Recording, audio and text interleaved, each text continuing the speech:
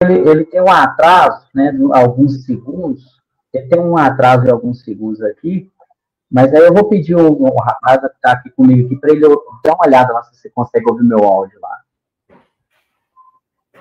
O irmão de onde? Eu sou de Minas Gerais, Belo Horizonte. Uhum. Aí é onde?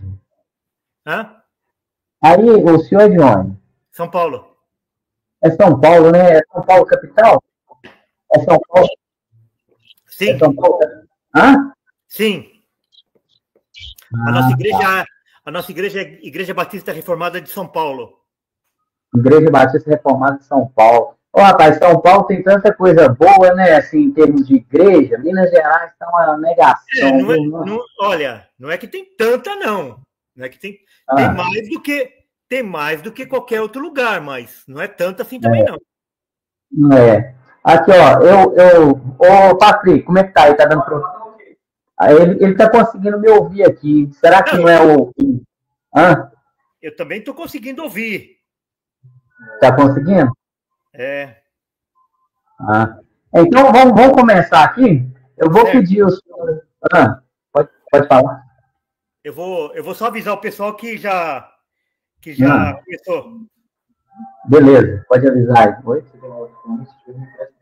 Eu tenho lá, ó. Olha lá, pega lá. Aquele grandão lá, eu não sei se ele vai dar no seu celular. Pois é, esse daí mas São Paulo aí tem uma terrinha melhor, tem mais coisa boa do que aqui.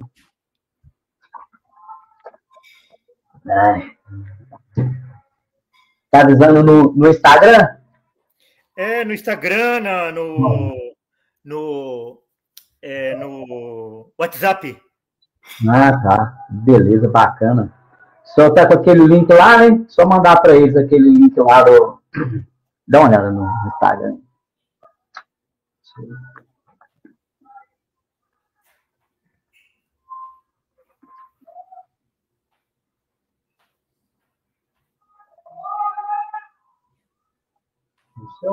Meu Deus.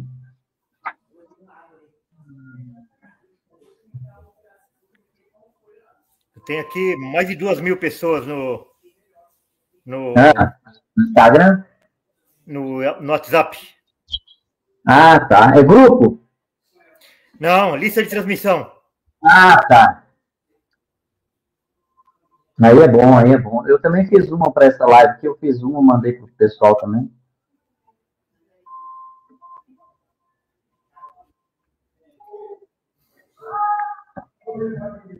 Cada um para ouvir direitinho. Beleza.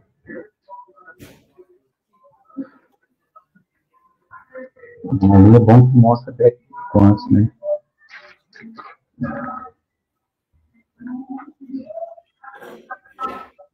A iluminação, tá bom?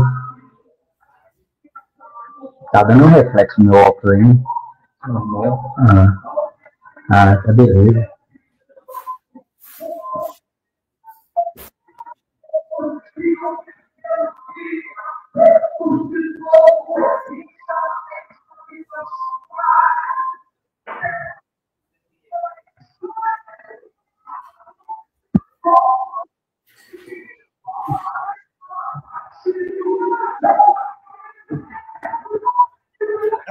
Tá barulho aí? Aí tá barulho? Tem um barulho aqui, tem uma igreja aqui próxima, aqui, uma igreja daquelas do manto. Sei. Aí toda quinta-feira eles falam um pouco no meu ouvido aqui.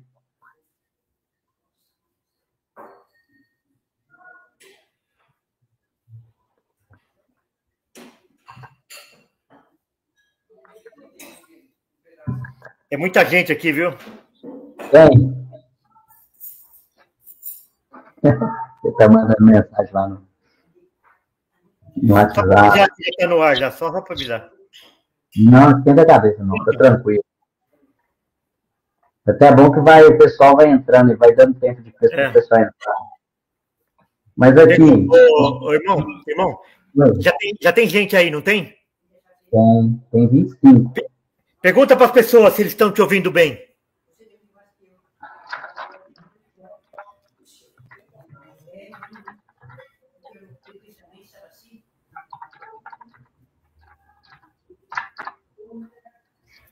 Ah, escrevi isso até errado.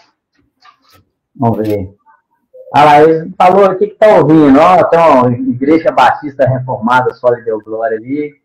Tá ouvindo. Isso aí eu congreguei lá já. O pastor Anderson, Betinho, lá em Betinho. O pessoal tá falando aqui que tá ouvindo tranquilo, pastor. Então tá bom, então tá bom. Tá bom? Então vamos fazer o seguinte, vou pedir o senhor para se apresentar aí, que pode ser que na audiência aí, ou então esse vídeo vai ficar aí depois, né? Pode ser que alguém não conheça o senhor aí. Se apresenta aí pra gente. Então, eu sou Walter Reggiani, sou pastor da Igreja Batista Reformada de São Paulo. Na realidade, eu não exerço um pastorado profissional. Eu sou bivocacionado, eu sou advogado também, exerço uma atividade profissional. Sou casado já há 40 anos com a Lenice, tenho 2 filhos e 5 netos. Ó, bacana demais, hein? É isso daí. O pastor Walter, o que acontece, pessoal? O pastor Walter, ele, assim, mais conhecido aí na internet, né, recentemente, por algumas opiniões dele, né, que o pessoal, uns gostam, outros não. O assunto, assim, que ele mais toca é a questão do calvinismo, né? Calvinismo, arminianismo, que a gente fala assim, mas o mais correto seria o sinergismo e o monergismo, né? Que a gente, inclusive, eu vou até perguntar isso aí para o senhor mais para frente também, daqui a pouco.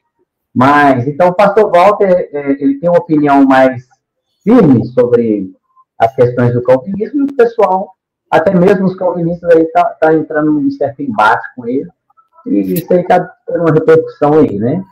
E aí a gente está aproveitando para esclarecer, conversar com o pastor Walter, para ver, né, para ele mostrar, né, que ele não é esse bicho todo que eles estão falando aí, não, né, essa coisa aí feia que eles estão pintando, senhor, não. Mas o que acontece? Então, eu né, sou Raisson, né? Raisson aqui de Minas Gerais, Belo Horizonte, mais precisamente de Grité, né? Aqui faz parte da grande BH, né? Região metropolitana. Aqui, questão de 25 minutos, de carro, a gente está lá no centro, lá no Pirulito, como eles dizem aqui. Congrego numa igreja batista reformada também, que usa a Constituição de 1689, próximo a mim aqui, uns 5 quilômetros da minha casa, pastoral, né? E é isso aí. Então, o pastor, vou começar aqui perguntando o senhor o seguinte. Qual que é aí, explica um pouco para a gente a posição calvinista que o senhor defende, né? O que é esse calvinismo que o senhor defende? O que é isso aí? Explica para a gente aí. O que o senhor quer dizer por isso, né? Que às vezes as pessoas, calvinistas, o que é isso? Mas explica aí para a gente aí. Espera um minutinho só que eu vou fechar uma porta aqui, porque a mulherada está conversando demais. Tá, beleza. Eu vou fechar a porta aqui, porque a mulherada está conversando demais.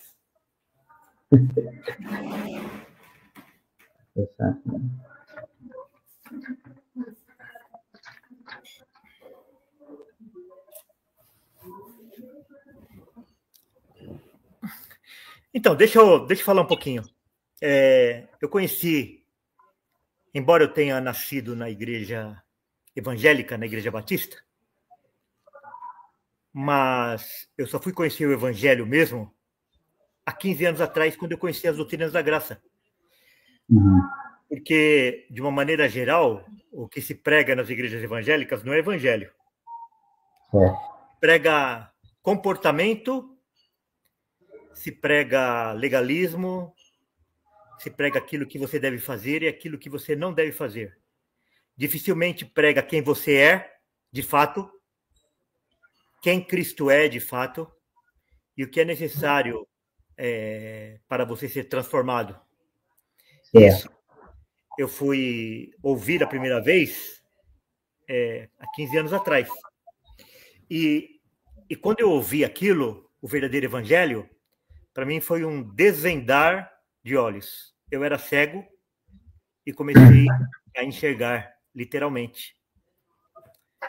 E quando eu comecei a compartilhar aquilo que eu tinha aprendido, as pessoas começaram a falar que eu era calvinista.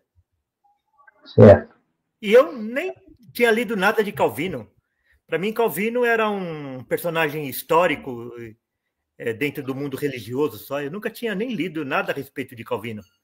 Mas daí, quando eu comecei a pregar aquilo que eu estava aprendendo das Escrituras e aquilo que eu estava estudando nos livros, aquilo que eu estava ouvindo de outros pregadores do passado, as pessoas começaram a falar que eu era calvinista.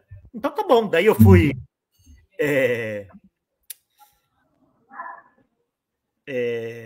ver aquilo que Calvino estudava, o básico, e eu percebi que realmente eu concordava com ele, né? Com as doutrinas principais daquilo que ele pregava. Então, na realidade, a pessoa que é calvinista, ele não é calvinista porque ele lê Calvino, ele segue Calvino. É porque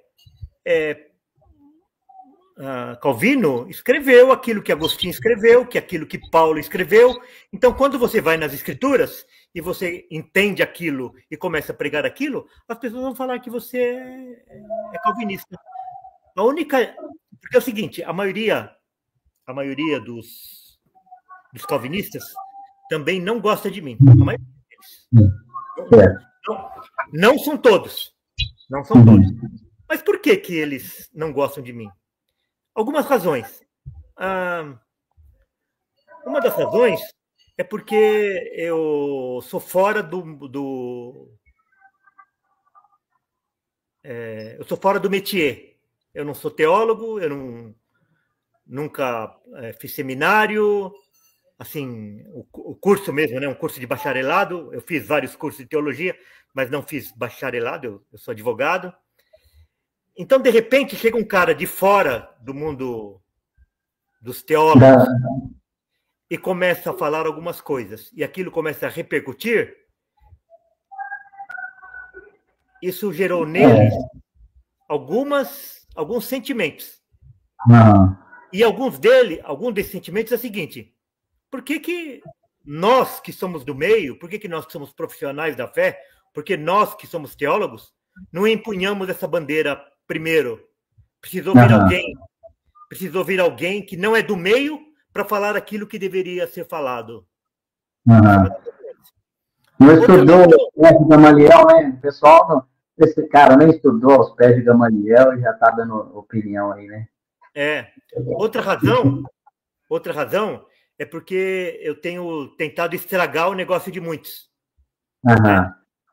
Eu tive, na realidade, algumas decepções quando eu conheci as doutrinas reformadas e depois eu comecei a ter um acesso mais perto com esses grandes nomes do calvinismo, da doutrina reformada no Brasil. Por algumas razões que não vem ao caso, mas eu fiz amizade, comecei a fazer alguns projetos juntos. Muitos deles estiveram na nossa igreja, tivemos muitos contatos, tal. A minha primeira decepção foi que eles não tinham a mesma paixão que eu tinha pelas doutrinas da graça. Então, eu estava apaixonado pelas doutrinas da graça, eu estava assim meio louco, e quando ia conversar com eles, não é coisa normal para eles. Normal. E daí eu comecei a perceber a tolerância que eles estavam lidando com quem acreditava ao contrário. É o seguinte: se você tem uma verdade na mão, você teve os seus olhos abertos, os seus olhos iluminados, e você está vendo uma verdade, como que você vai falar e pensar que quem acredita ao contrário daquilo também está com a verdade? Porque, vê só, eu até publiquei um vídeo agora no final da tarde, o seguinte: o reverendo Augusto Nicodemos, ele fala da importância da soteriologia. A soteriologia é a parte da teologia que trata a respeito das doutrinas da salvação. Então, a soteriologia é a espinha dorsal do evangelho. Aham. E é justo na soteriologia que nós divergimos da outra corrente teológica. Do caso do... Então, aí que eu já queria entrar com o senhor. Então, assim, só para a gente dar uma amarradinha nesse ponto que o senhor colocou aí, o que acontece? O calvinismo aí, quando a gente, né, eu já vi o senhor falando isso também em outros momentos, em outros lugares, o calvinismo nada mais é do que essa ideia de que Deus é soberano na salvação. Né? Deus é soberano na salvação. É Ele quem ele é o Senhor sobre tudo e sobre as questões da salvação também. Então, de uma maneira geral, o calvinismo é isso. Quando a gente fala... Não é popularmente falando, né? É isso. Agora, tecnicamente, o calvinismo é muito mais do que isso, porque exatamente. Tem a ver com ceia, tem a ver com batismo, tem a ver com aliancismo e tal. Mas quando a gente fala de uma maneira geral sobre calvinismo, nós estamos falando da soberania de Deus da salvação. O calvinismo, por exemplo... Só encerrar aquele assunto. Pode ficar tranquilo. Então, principalmente da pandemia para cá, quando as doutrinas reformadas elas explodiram através da internet, eu comecei a perceber que eles estavam amenizando as doutrinas da graça para formar uma clientela junto aos arminianos. Então você percebe que depois da internet as pessoas aprenderam a utilizar as mídias, né? E eles aproveitaram essa experiência e começaram a vender curso, vender pastorado online e vender outras coisas. E daí, se elas começassem a combater o arminianismo de uma forma mais contundente, igual eu faço, eles iriam criar uma antipatia com os arminianos e não teriam arminianos nas suas redes sociais, não teriam arminiano nos seus cursos, não teriam arminianos nas suas escolas teológicas, não teriam arminianos consumindo seus livros, não teriam arminianos participando de suas viagens turísticas religiosas. Então, hoje isso daí está uma vergonha, uma verdadeira vergonha. Daqui uns 15 dias vai ter uma programação aqui em São Paulo e eles estão misturando luz com trevas. Pastores reformados pregando ao lado de hereges, assim. E tudo bem, mas o que importa é ninguém solta a mão de ninguém, o que importa é o ecumenismo, o evangelho que se lasque. Eu também tenho percebido isso daí, já tem um tempo já, que eu tenho percebido. Uma amenização lá. Você pode perceber que foi da pandemia para cá. Piorou, agravou, vamos dizer assim. Mas então assim, igual a gente estava falando, o calvinismo, o Kuyper, né, o Abraham Kuyper, escreveu um livro, o título do livro, inclusive, é Calvinismo. E lá ele vai falar assim, que Calvino, que a reforma, e principalmente com Calvino, é o evangelho sobre o todo da vida, né? Então é muito, muito além da questão da salvação. Mas assim, falando de um modo geral, a galera, quando se faz calvinismo, Deus é soberano sobre a salvação. Ele escolhe, ele elege, ele justifica, ele chama, ele justifica, né? Por aí vai. Então, assim, esse é o nosso lado aqui, vamos dizer assim, né? O lado do arminianismo, por que o senhor... Eu queria fazer uma pergunta assim mais profunda aqui. O senhor, acho que não é só uma pergunta, mas vamos lá. Primeiro se o senhor entende o arminianismo como heresia. Se sim, por quê? E antes de responder essas duas perguntas, se o senhor quiser elucidar para a gente aí o que seria uma heresia, o que configura uma doutrina como heresia, né? E aí comentar por que, se o senhor acha que o arminianismo é uma heresia, por quê? Né? Como que ele enquadra aí no pacote das heresias? O que o senhor tem a me dizer aí dentro disso aí? Isso é muito simples. O coração do evangelho é Cristo morrendo em nosso lugar. Cristo pagando pelas nossas dívidas. Cristo sendo crucificado em nosso lugar. Cristo nos remindo, Cristo nos comprando. Então, todo o evangelho, ele gira em torno da morte e da ressurreição de Cristo. E o arminianismo, ele vai negar justamente isso. Então, no arminianismo, Cristo não morreu efetivamente por ninguém. Se a morte de Cristo não for seguida de uma ação do homem, aquilo fica sem valor, aquilo fica inútil. Porque é o seguinte, vamos lá.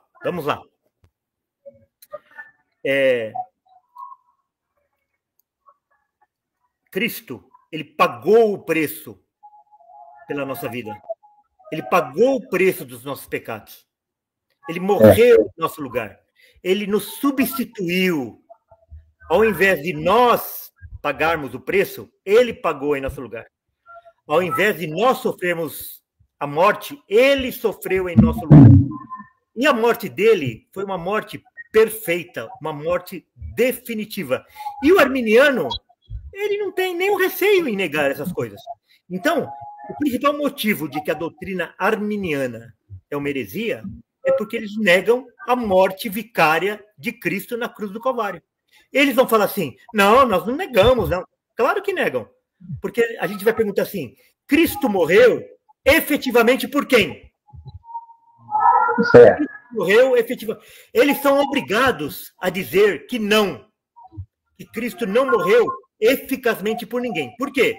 Porque para um arminiano, Cristo morreu por todos, mas todos não serão salvos. Agora, esse todos não serão salvos, por que todos não serão salvos? Porque muitos não vão cumprir a sua parte. Então, quer dizer, Deus entrega o seu filho, o que ele tem de mais precioso. Quer dizer, Deus dá a sua vida. Deus dá a sua vida. E não vale? Então, o Deus arminiano é um Deus fraco, que deseja salvar todo mundo e não consegue, que ama todo mundo, mas esse amor não gera fruto, ele morre por todo mundo, mas não resolve o problema. Então, por isso que eu falava, o Deus arminiano é parecido com Baal, é um Deus desprezível. Eu acho que... Foi claro, mas eu acho que o arminiano vai tem muita dificuldade de entender isso, não sei, logicamente, né? No sentido seguinte, eu entendo perfeitamente. Se Jesus morreu efetivamente, então aquilo ali tem que gerar um efeito certo, né? Aquilo ali gerou um efeito certo. Para Deus, aquilo ali está consumado. A salvação dos deles está consumada. E no arminianismo, por ele falar assim, eu posso aceitar ou negar, então, assim, é como se Deus fosse punir o pecado duas vezes. Ele pune Jesus e depois ele pune o cara porque o cara não aceitou, né? Seria isso. Né? Olha, é o seguinte. A nossa condição, depois que nós somos salvos, são os de filhos. Não é? Não é isso? Nós não somos filhos. Filhos. A paternidade, para ela se configurar, é pedido o assentimento do filho? Não, né? O filho precisa aceitar a filiação? É perguntado para ele se ele quer? Lógico que não. Então, Deus nos adotou antes da gente nascer. E, então, não é pedida a nossa opinião. Como nós não pedimos a opinião do nosso filho? O irmão tem filho? Tem. O irmão pediu a opinião dele, se ele quer ser seu filho ou não? Não pede. Isso é uma loucura. Agora, da mesma forma que a gente não pediu para ser criado, né? A gente está aqui, é a mesma coisa. Hoje eu estava ouvindo aqui, ó. Eu estava dando uma olhada nesse livro aqui, ó. Nascidos Escravos do Lutero, ele fala exatamente isso aí. Fala, a gente não pediu para ser criado, a gente, né? E aí, como é que fica? Mas é isso daí. Eu acho que, assim, isso daí não tem muito... Eu também tenho uma história mais parecida com a do senhor. Eu cresci numa igreja arminiana. Aí, há 12 anos atrás, 12, quase 13, se eu não me engano, lá em 2011, final de 2011, né, vai fazer 14, na verdade. Eu, na minha cama lá, com Deus, eu fiz uma oração assim, oh meu Deus. Aí eu já tinha ido na frente, aceitar Jesus, aquela coisa toda, e nada mudou, né? Aí eu lá na cama chorando, porque eu sabia que eu estava indo para o inferno, eu tinha essa consciência, né? Que eu era pecador, aquela coisa. Aí eu orando, eu falei assim, oh meu Deus, meu Deus não, eu falei assim, ó Deus, se o Senhor quiser, o Senhor vai ter que me salvar, que eu não consigo me salvar, não. Aí a partir dali, algumas coisas, eu percebi que algumas coisas começaram a mudar, comecei a ter desejo de ler a Bíblia. Eu fui ler a Bíblia, a primeira coisa que eu me deparei foi essa, quando eu cheguei em Romanos 9, mas aqui está falando que é Deus quem escolhe, né? E por aí vai. Mas, então, assim, isso está muito claro na Bíblia. Para todo lado que você olhar na Bíblia tem isso. Mas eu queria comentar uma coisa com o senhor, perguntar, na verdade, que é o seguinte. Durante a semana eu conversei com várias pessoas, né, comentando que fazia live com o senhor. E aí eu falei, se você tiver alguma pergunta interessante para fazer para ele, um dos meus amigos me fez uma pergunta para fazer para o senhor aí. Que seria o seguinte, ele é da mesma opinião nossa, né, que é isso e acabou e tudo. E não tem conversa, né? Não tem assim, não tem, ó, eu tô certo e vocês aí estão mais ou menos certo e tal, a gente é aquela. Não, ou a gente está certo, ou eles lá estão certos, os dois não dá, né? E aí, quando ele fala isso com os colegas, irmãos dele lá da presbiteriana, né, e tal, que em tese deveria ser uma igreja reformada mesmo, confessional e tal, eles falam com ele, né, que, mas os pais reformadores e tal, né, não era assim, igual essa semana mesmo eu ouvi Augusto Nicodemos falando que, se eu não me engano, acho que ele falou que o próprio Calvino não tinha essa visão assim tão negativa contra os arminianos, né? Mas aí o que acontece? Aí ele falou comigo assim, você tem algum... pergunta para o pastor Regiane se ele tem a citação de algum documento né, da reforma, dos reformadores, que demonstrem que os reformadores, sim, eles eram avessos ao arminianismo, rechaçavam o arminianismo e tal. Aí eu até comentei algumas coisas com ele, eu lembrei desse livro aqui também, que aqui o Lutero pega pesado, mas eu quero ouvir do senhor, porque o ataque é contra o senhor, né? O pessoal fala, ele fala isso daí, mas não, os reformadores falavam isso, por aí vai. Então, assim, solta aí uns documentos aí para o pessoal aí dar uma conferida. Eu acho que eles não estão fazendo o dever de casa, né? Mas... Então, a pessoa, basta ele ler esse livro aí, Nascido Escravo, porque, vê só, quando Calvino morreu, Armínio tinha 4 anos, então ainda, tecnicamente, o arminianismo não existia ainda, né? Uhum. Os remonstrantes não haviam aparecido ainda. Só que é o seguinte, em toda a história da igreja, sempre houve o combate ao livre-arbítrio, que é o centro do arminianismo. Porque o centro do calvinismo é a soberania de Deus. E o centro do arminianismo, do sinergismo, é o livre-arbítrio. Então, mas eles negam isso aí, né? Eles vão falar, não, a gente não acredita em livre-arbítrio, a gente acredita na graça preveniente. Então, mas, ó, pessoal, vamos lá.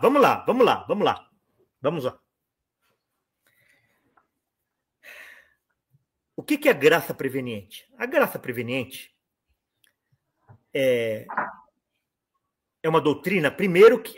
deixa eu voltar um pouquinho antes. Eles ficam muito bravos, eles ficam muito bravos, tanto os arminianos, não arminiano de igreja, assim, que não se envolve muito nesse assunto. Estou falando esses arminianos que são pastores, que são professores, que são debatedores e tal. Eles ficam bravos, e também os passapanistas, aí os calvinistas da Shopee, eles ficam bravos, só que eles não rebatem. Eles não têm argumento para rebater. Que a soterologia arminiana é a soterologia católica romana. Então, quando eles invocam a graça preveniente, eles precisam ir lá no Concílio de Trento e ver que é um documento católico. Hã? É um documento católico. Exatamente. Lá na... Tem gente, tem pessoas ouvindo a gente, talvez não sabe, mas ele está falando que o Concílio de Trento é um documento católico. Né? E continua, desculpa a interrupção. Então, eles têm que, você está falando que eles têm que ir lá no documento católico. Então lá, inclusive, o Concílio de Trento tem na internet para baixar, em PDF. Coloca lá, Concílio de Trento, tal. Daí você vai na seção 6 e você vai ver lá a graça preveniente. O que é a graça preveniente? A graça preveniente é uma graça prévia, uma graça provisória que Deus daria para o homem, habilitando ele a receber o evangelho. Então, quer dizer, o homem está morto em seus delitos e pecados, o arminiano ele concorda com isso. Só que daí vem Deus e dá uma graça prévia para essa pessoa, e essa pessoa então fica habilitada para receber o evangelho. Daí você pergunta ou não, receber ou não, né? Sim, daí você pergunta assim, mas essa pessoa, ela pode negar o evangelho? Pode. Daí você pergunta assim, então ela fica neutra? Então ela é habilitada tanto para receber como para negar o evangelho? Ele fala sim. É o seguinte, qual a diferença disso para o pelagianismo? Na prática não tem diferença. Não tem diferença. Então, a única diferença é no momento. No pelagianismo, o homem já nasce neutro. E no pelagianismo, essa neutralidade ocorre quando ele recebe essa graça preveniente de Deus. Mas, de qualquer forma, o homem se torna neutro para receber ou rejeitar a salvação. Então, a graça preveniente é uma teologia pelagiana. E o grande problema do arminianismo aí... Que foi condenada como heresia, lá no século IV. Então, é o seguinte, eles ficam bravos, mas eles me xingam de tudo quanto é nome. Eles me xingam de tudo quanto é nome. Eles só não xingam a minha mãe, porque crente não xinga a mãe do outro, né? O resto, só que é o seguinte, ninguém vem rebater. O problema é que ninguém contra-argumenta. Eles me chamam de radical, me chamam de hipercalvinista, me chamam de ignorante, me chamam de tudo quanto é nome. Só. É ad hominem, né? Atacando a pessoa, né? Só que ninguém contra-argumenta. Ninguém chega assim e fala assim, olha, o arminianismo não é catolicismo romano por causa disso. Agora é o seguinte, não adianta me falar assim que catolicismo... que não é catolicismo romano porque não acredita em Maria, porque não acredita no Papa, porque não acredita em purgatório. Tudo isso é irrelevante, porque na soterologia o arminianismo é catolicismo romano. O grande problema do arminianismo é que, em última análise, é o homem que vai ter o mérito por estar no céu, né? Porque ele escolheu, ele escolheu, né? Ele vai estar lá falando, eu escolhi, eu estou aqui porque eu fiz a decisão Para o arminiano, todo homem recebe a graça preveniente. Todo homem recebe essa capacidade de receber ou rejeitar a Deus. Então, qual a diferença que vai ter entre um que vai para o céu e o outro que vai se perder? A decisão do homem. Exatamente. É o cara que decide, né? Se todos recebem a graça preveniente, a única diferença está na decisão do homem. Então, é por isso que é heresia. O Sínodo de Dort falou que era heresia. O Sínodo de Dort é um documento reformado da Reforma, não é isso? Então, aí fica a resposta aí para o meu amigo lá, né? O Sínodo de Dort é um documento da Reforma que falou que é o único sínodo reformado. O único. Nunca mais. Depois tiveram várias confissões de fé, etc. Mas sínodo reformado é o único que existe. Então, convoquem outro e revoguem o sínodo de Dort. E aí, prosseguindo aí, tem uma acusação que eles fazem contra o senhor que eu acho até injusta, para falar a verdade. Acho injusto, não, é injusta. Eu já vi o senhor falando, assim, que existem salvos, né, no meio arminiano. Existem salvos, talvez até lá, na Igreja Católica mesmo. Por quê? Não porque eles aprenderam sobre salvação, sobre Cristo lá, mas é a despeito, né, dos pastores de lá, dos padres, por aí vai. Eu já vi o senhor falando isso. E o pessoal fala assim, que o senhor fala que o arminiano não vai para o céu, que não tem, né, que arminiano não é irmão e que arminiano não vai para o céu. Né? Já vi eles fazerem essa acusação que o senhor fala que só vai para o céu calvinista e que arminiano não é irmão. Mas, para, né, repetir, para o senhor repetir isso aí, fala aí dentro disso aí, qual que é a afirmação que o senhor faz dentro disso, né? Então, porque aí fica nas palavras do senhor. Irmão é aquele que acredita, que crê só em Cristo. Porque o protestantismo, a reforma protestante, foi em cima desse sola.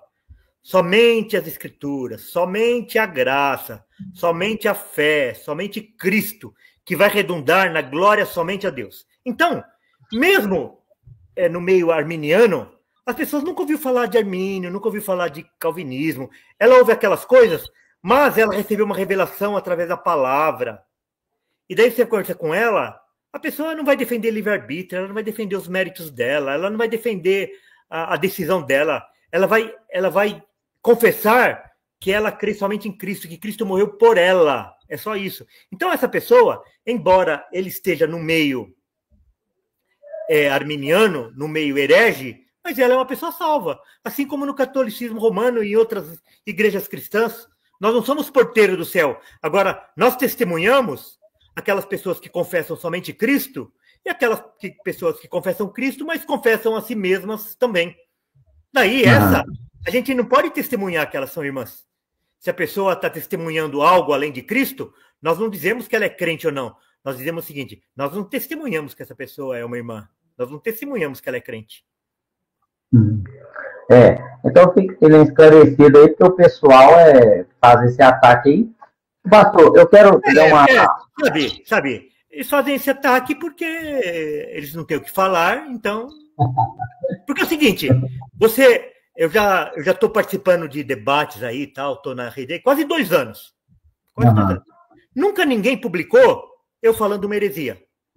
Ou então, nunca ninguém publicou 2 vídeos meus, eu falando uma coisa num determinado momento e falando o contrário em outro momento. Nunca ninguém fez isso. Então, eu posso estar errado, mas eu estou errado na minha coerência.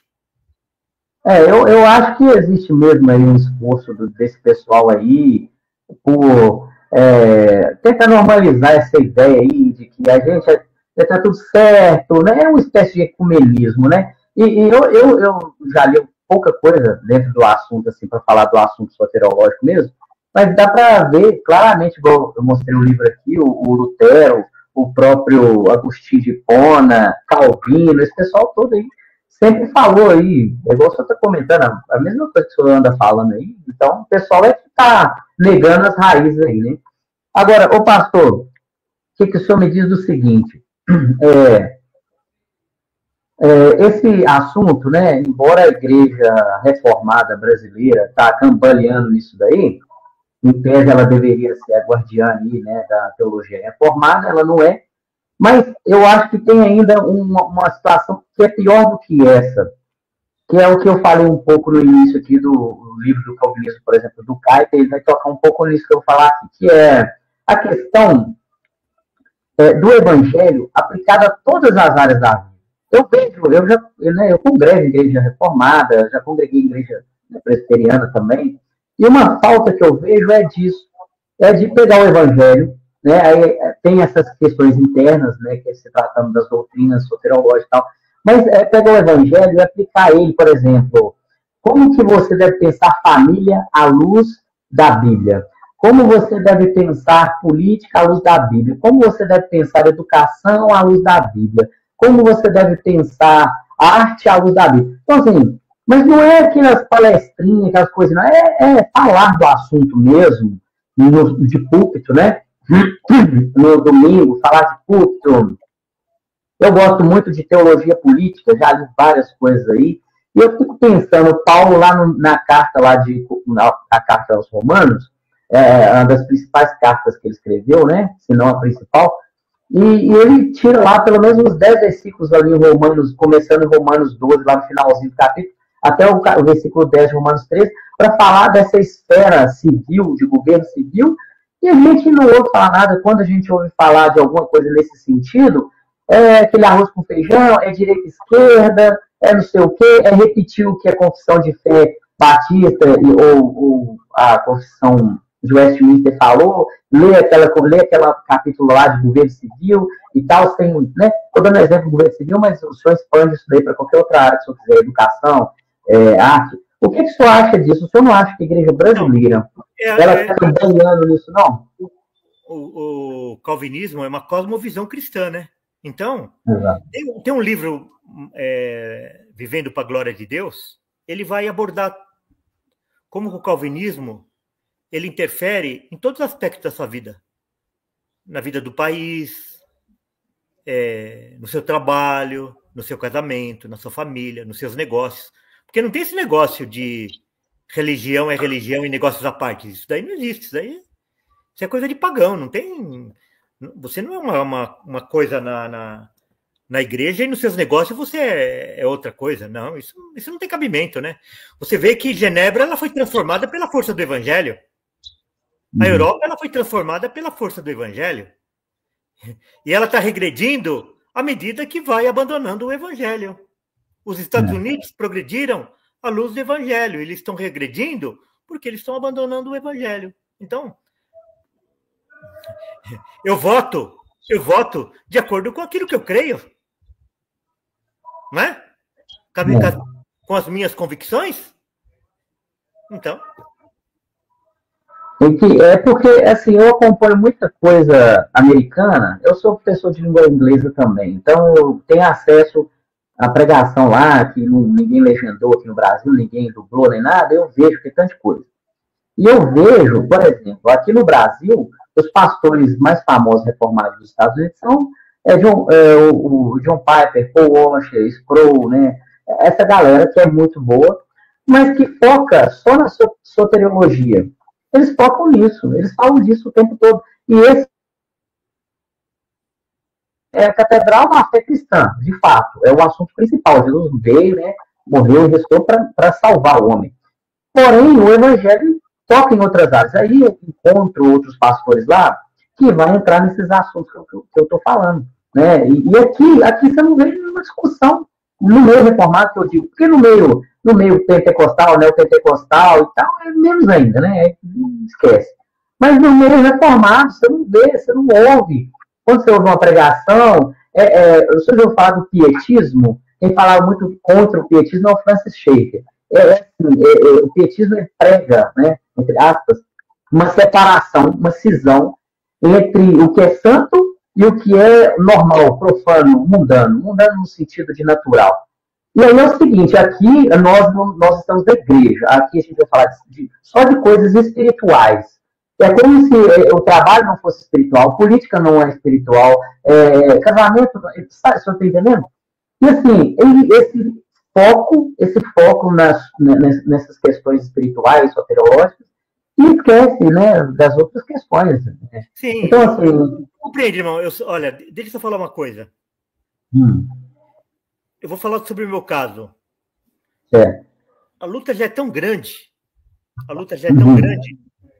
que nessa parte de soteriologia, né, porque tá tanta divisão. Então, às vezes, a pessoa fala assim, por que você não fala de maçonaria? Por que você não fala de escatologia? Por que você não fala disso? Por que você não fala daquilo? Se eu começar a falar de outras coisas, eu vou me dispersar e eu não consigo falar nem sobre isso aí. É porque a batalha está no básico, né? O básico ainda não está dominado, né? Não tem nem como entrar. Por que eu não prego? Por que eu não prego, não fico lutando aí pela escatologia? As pessoas não sabem nem o que Cristo veio fazer aqui no primeiro advento, elas ficam discutindo o segundo. Então, os caras ficam tudo na internet aí, se vai ter tristeza no céu, se não vai. Eles nem vão estar no céu lá para saber se eles não conhecem nem sobre o primeiro advento de Jesus e estão discutindo se vai ter tristeza no céu. Para eles vai ter muita tristeza, porque eles negam a morte vicária de Cristo. Não, mas eu concordo plenamente com o senhor. Realmente, o negócio está tão feio que a gente está tendo que ensinar o arroz com feijão, que é o caso do autor aos Hebreus, né? Autor, eu estou tendo falado com vocês do barco de novo, essa altura precisa ser. Exatamente, né? Olha, era para eu estar dando alimento sólido para vocês, mas eu preciso dar leite. Não é isso que Paulo fala? Irmão, tu não viu a quantidade de crianças e de mulheres que têm proliferado nos púlpitos? Tem percebido isso? Pois é. A quantidade de criança e de mulher que tem proliferado nas igrejas é incrível. E todo mundo quer. Augusto Nicodemos, tem um vídeo dele que o senhor já deve ter assistido na internet, dele brigando com Josafá, lá naquele Supremo Concílio lá, né? Que o Josafá vai contra. Isso está na Bíblia, a Bíblia fala isso nos 3 lugares diferentes. Aí ele arruma uma exegese lá, o Augusto Nicodemos, que ele arruma uma forma de falar que a mulher pode pregar, né? Como é que sob a autoridade do pastor, um negócio assim, pode pregar, desde que... Não está escrito isso na Bíblia, né? Então, não faz sentido.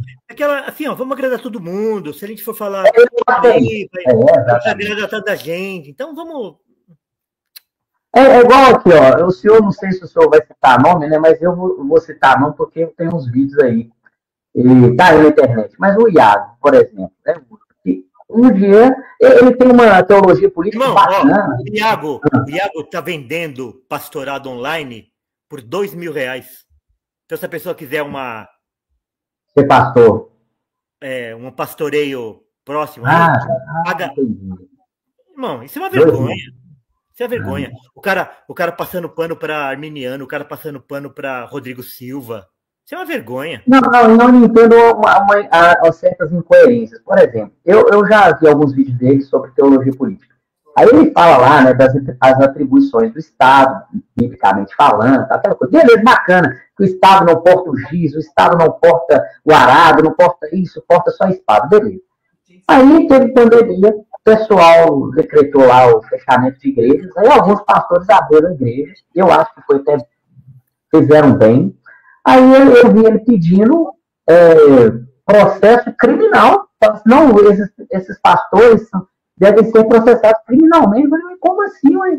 Que é isso? Você está pedindo contra o seu irmão? Né? Porque você acha que nesse momento você tinha que sujeitar essas ordens. E tudo bem, se você acredita assim, faça o que quiser. Mas você pediu, você está entendendo? Então, as incoerências, uma hora a pessoa, o que eu estou querendo dizer com isso? Uma hora a pessoa fala assim, o Estado tem que ser pequeno. Não tem que se envolver em saúde, na educação, nada. No outro momento, o Estado tem que envolver em saúde, tem que mandar até prender você por causa de uma questão de saúde, entendeu? Então, assim, é revoltante o negócio, sabe por quê? Porque todos esses nomes aí, desses pregadores famosos, reformados, todos eles ficaram famosos, ganharam relevância, pregando as doutrinas reformadas. Exatamente. Foi coadjuvante no YouTube. E agora, eles ficam relevando isso? Isso é uma vergonha. É o que o senhor fala, não quer agradar gregos e troianos, né? Porque senão fica feio, né? E eu não sei nem se... Oi? Acho que ele tá falando com alguém lá. Oi, tá me ouvindo? Oi, tô ouvindo, sim. O negócio é o que o senhor falou aí, agradar gregos e troianos, né? Porque eu não sei se nem no meio particular dele ele detém a doutrina da graça. Pega o que eles falavam 10 anos atrás. Pega os vídeos. Pega esses mais famosos, todos eles. Vê o que eles pregavam 10 anos atrás. Vê o que eles escreveram 10 anos atrás. E agora, eles querem reescrever Dort. Eles falam que a soteriologia não é fundamental? Que isso? Não, aí não. Soteriologia é o principal da fé cristã, é a questão da salvação, né? Esse pessoal aí, é difícil demais. Esse pessoal aí, eles não... pessoal, o evangelho é o que o senhor falou no vídeo aí, né? A salvação é para a glória de Deus, é para a glória de Deus. O pessoal não entende isso, não. O pessoal não entende que Deus quer fazer... Deus não é um Papai Noel. Deus tem um porquê ele fez o mundo. Ele fez para mostrar os atributos dele, a glória dele. Então ele vai queimar assim. pulando no inferno porque ele quer. É o que Paulo falou, Paulo falou eles têm os vasos destinados para a ira.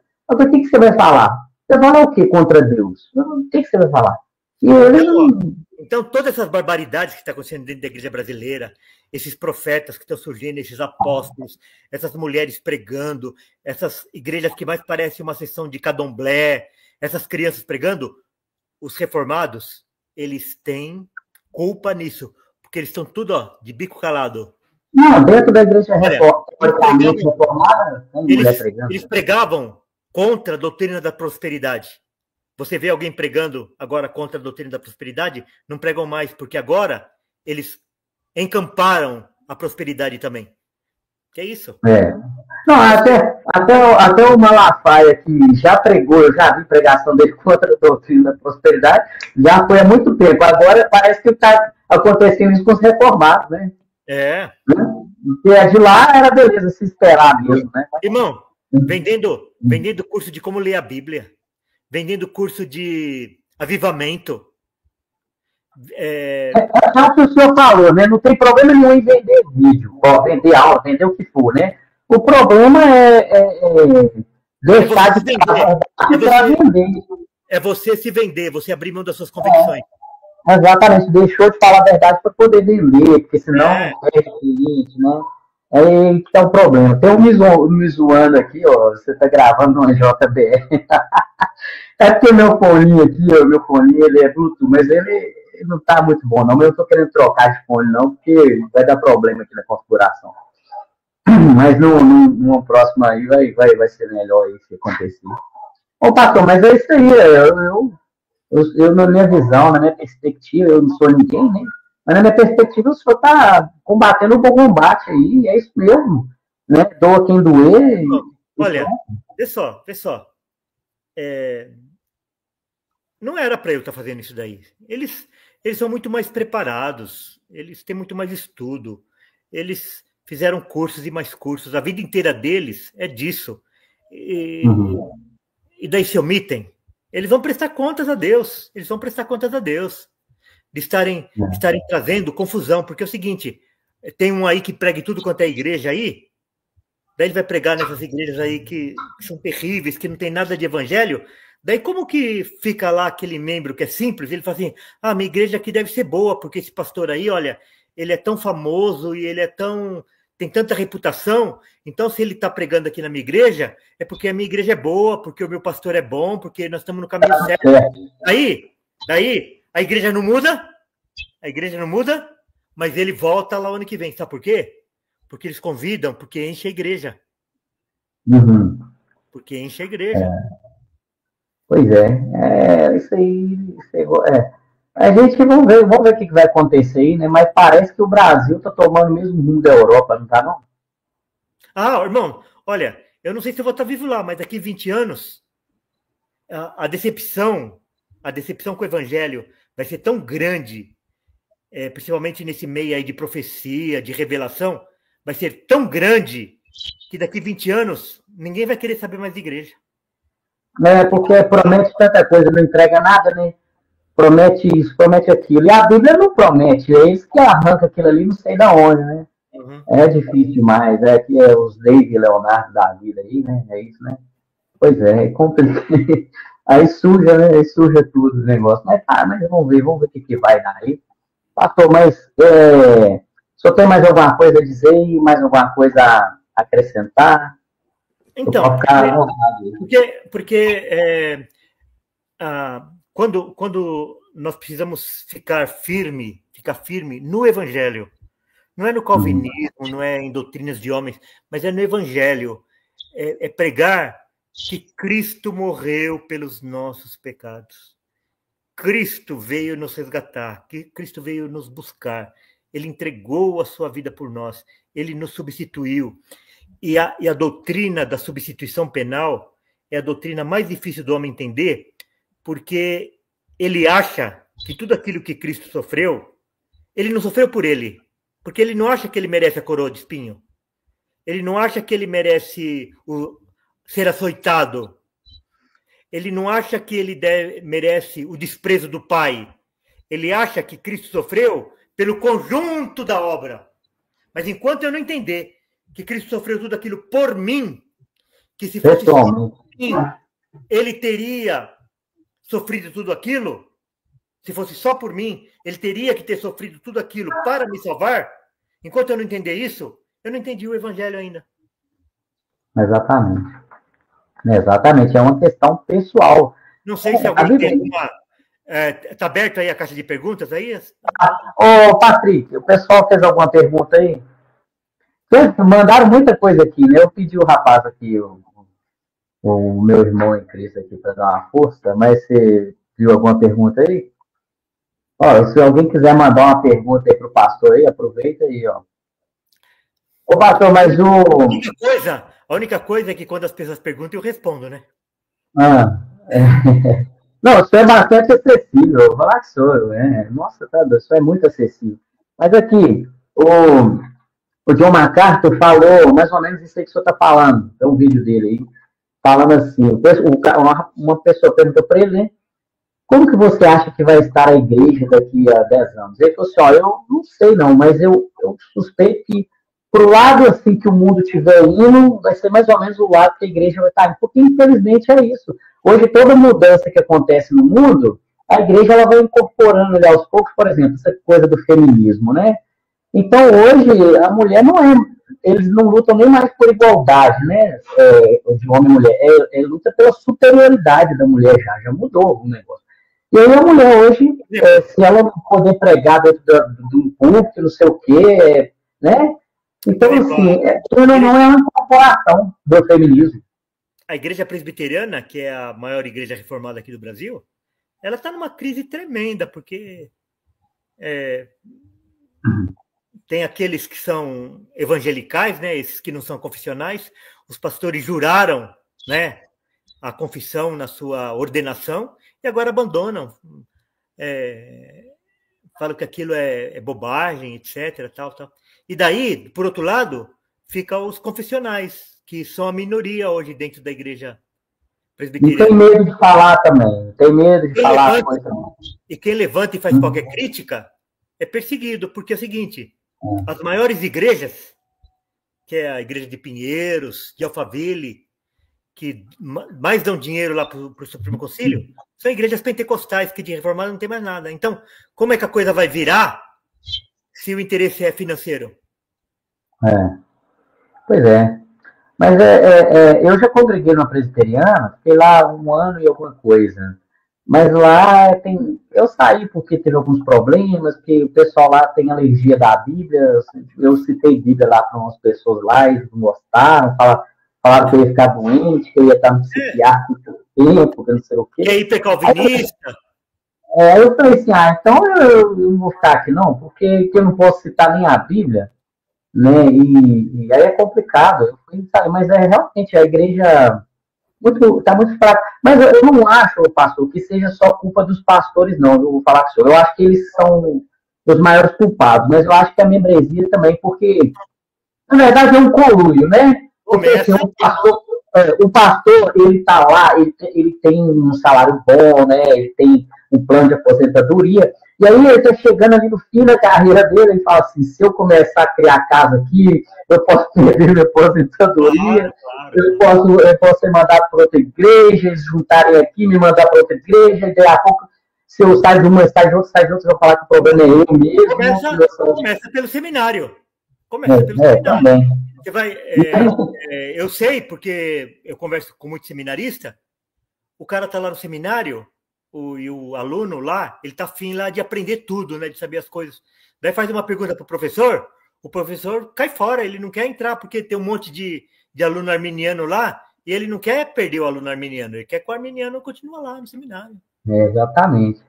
Ô, pastor, aqui, ó, teve um que mandou uma pergunta aqui, ó. Pastor Walter, pode ler, não pode? De que maneira o senhor acha que o homem deve voltar a ser homem e a mulher deve voltar a ser mulher? Eu não entendi muito bem. Então, o problema todo é que hoje existe uma geração de homens fracos, né? Então, por exemplo, assim, é só ver como os homens se escandalizam comigo porque eu tenho opinião e eu defendo a opinião. Então, eles... Hoje é inadmissível um homem que tem opinião e coloque a sua opinião. O problema, pastor, irmão, deixa eu falar uma coisa. Vou falar uma coisa muito séria aqui. Nós elevamos o nosso padrão de vida, a exigência familiar hoje, por bens materiais, ela é tão grande que dificilmente o homem ele consegue prover todas as necessidades, essas demandas. Daí, a mulher ela começa a ter que participar também da provisão do lar. E isso gera uma série de problemas. Isso gera uma série de problemas. Então, eu não estou falando que a mulher não pode trabalhar, que ela não pode ajudar, compor o orçamento. Eu não estou falando isso. Mas eu estou falando que as famílias cristãs elas não podem elevar tanto o seu padrão de vida ao ponto de a mulher ficar a vida inteira tendo que trabalhar para poder manter carro novo, para poder manter eletrodoméstico, assinatura disso, assinatura daquilo. E daí, antigamente, o homem tinha muito mais autoridade porque ele saía para matar um leão. Se ele não trazia um leão, ele trazia um javali. Se ele não trazia um javali, ele trazia um tatu. Se ele não trouxesse o tatu, ele trazia peixe. E hoje, muitos homens não são mais os provedores do lar, que é a principal função do marido, do homem, ser o provedor do lar e ser o pastor do lar. Então, na hora que o homem perde isso, ele perde autoridade e a mulher acaba assumindo esse papel aí também. Eu concordo. E daí, vai para a igreja. E daí, isso reflete na sociedade e reflete na igreja. Ô, pastor, eu concordo com o senhor, mas eu só vou adicionar um negócio que o senhor me fala o que o senhor acha. Eu acho que também tem um grande a grande parte da culpa nisso é a questão do feminismo, que eu acho que nem sei se foi assim começado por mulheres mesmo, não. Mas o que acontece? Para o governo, para o Estado, é bom que tenha mais mão de obra, porque assim tem mais impostos, né? Porque cada funcionário CLT... Não, mas é só. Deixa eu só concluir. Mas o que acontece? Hoje, como a mão de obra praticamente, entre aspas, dobrou, porque dobrou a oferta de mão de obra, o salário cai. É aquela questão da oferta e da demanda. Exatamente. E aí hoje a família, você falou, às vezes, tem família que é capricho, por caprichos mesmo que a mulher trabalha. Mas em algumas famílias, é porque não conseguiria tratar do pessoal, né? Porque o pessoal o aluguel aí é R$1.000. Aí não estou defendendo nada, estou falando assim, estou mostrando que eu concordo com o senhor, e o problema está nisso também. O meu avô cuidou de 7 filhos, trabalhando sozinho, e a minha avó em casa. Por quê? Porque a mão de obra era mais escassa, ela era mais cara. Hoje as mulheres ocuparam vários cargos lá fora, a mão de obra ficou sobrando, o salário diminuiu. Tem um problema. E tem um problema. Sabe por que as mulheres querem trabalhar? Para elas poderem ter o dinheiro delas. Porque tem muitos homens que eles trabalham, ganham, e eles acham que o dinheiro é só deles, é eles que mandam. Daí, a mulher para gastar R$10, precisa pedir permissão para o homem. Isso não é certo. Isso não é certo. Quando o homem sai para trabalhar e a mulher fica em casa tomando conta da família, o dinheiro que é ganho lá fora é dos dois. É lógico que é ele que administra tal, mas ele não pode ser sovina. Ele não pode tratar a mulher como escrava. Ele não pode subjugar a mulher. Então, é um problema que precisa ser refletido também. É muita coisa, tem muita coisa. E vamos ver se tem mais alguma coisa aqui nos comentários. Tem aí, Patrick, alguma coisa? Não? O pessoal, tem muito homem banana por aí também. Gente, é verdade. Mas é isso daí. Então, assim, acho que as perguntas que eu tinha para o senhor aqui, eu esgotei elas. Aí o pessoal aqui não mandou nada. Eu vou deixar essa live gravada aí no canal, depois eu mando o link para o senhor. Se quiser recortar, cortar, postar, fica à vontade. Quem quiser estar assistindo aí também pode cortar, fazer o que quiser aí. Se quiser citar o meu canal, é bom, né? Mas pode recortar à vontade. E aí a gente vai terminando isso. Tem alguma coisa para acrescentar antes da gente fechar aqui?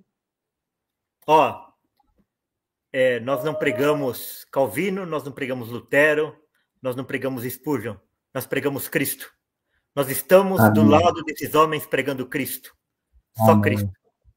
Agradeço aí a oportunidade, irmão. Ô, pastor, eu que agradeço, me sentindo muito honrado aí de ter o senhor aqui no canal. Aqui. Muito obrigado aí pela participação aqui. E é isso aí, a gente vai falando aí. Irmão, tem algumas pessoas aí que eles falaram que gosta de ouvir eu debater, porque gosta de ver eu apanhar, né? Eles falam isso, né?